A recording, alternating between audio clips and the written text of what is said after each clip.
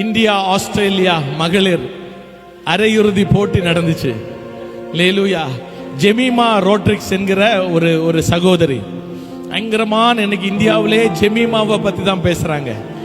இந்த ஜெமீமா கடந்த வேர்ல்டு கப்புல இந்திய டீம்ல எடுக்கல.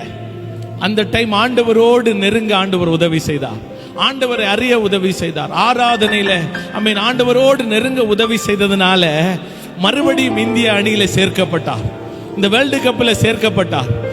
5வது பொசிஷன்ல இறங்க வேண்டியவங்க ஆண்டவர் எப்படியாக தம்முடைய பிள்ளைகளுக்கு உதவி செய்வார் என்பதை நீங்கள் புரிந்து கொள்ள வேண்டும். 5th பொசிஷன்ல இறங்க வேண்டிய ஜெமீமா நேத்தைக்கு இறங்கினது ஃபர்ஸ்ட் டவுன்ல 3வது நபராக கிரீஸ்ல வந்தாச்சு. 338 ரன் சேஸ் பண்ணணும். ஆஸ்திரேலியா பயங்கரமான, ஆண்களை விட பலம் உள்ளவர்கள் ஆஸ்திரேலிய பெண்கள். அப்படிப்பட்ட ஒரு டீமை சமாளிக்கணும். ஜெமீமா இப்போ எங்க கிரவுண்ட்ல வந்தாச்சு. 100 ரன் அடிக்கிறாங்க.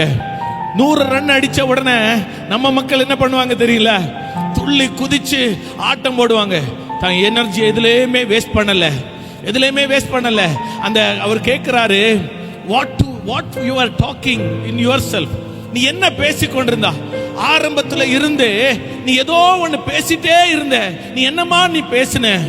சொல்றா, நான் யாத்திராகமம் 14:14 பேசினேன். கர்த்தர் எனக்காக யுத்தம் செய்வார், நீங்கள் சும்மா இருப்பீர்கள். கர்த்தர் எனக்காக யுத்தம் செய்வார்.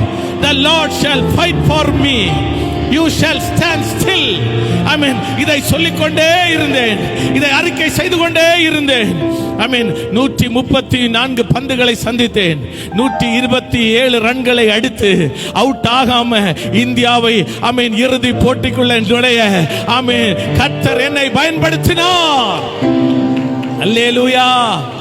கேக்குறாங்க, what made you? I give all the glory to Jesus. Amen. I give all the glory to Jesus, who lifted me, who carried me all through my days. இந்த நாளில முழுவதும் இயேசுதான் என்னை சுமந்து வந்தார். அல்லேலூயா. ஜெமீமாவை உயர்த்தும்படியாக சொல்லல, ஜெமீமா ஆராதிக்கிற ஜீவனுள்ள தேவனை. அல்லேலூயா. சகோதரனே, கர்த்தரை உயர்த்தினால் கர்த்தர் உன்னை உயர்த்துவார். If you lift Jesus, he will lift you up for sure.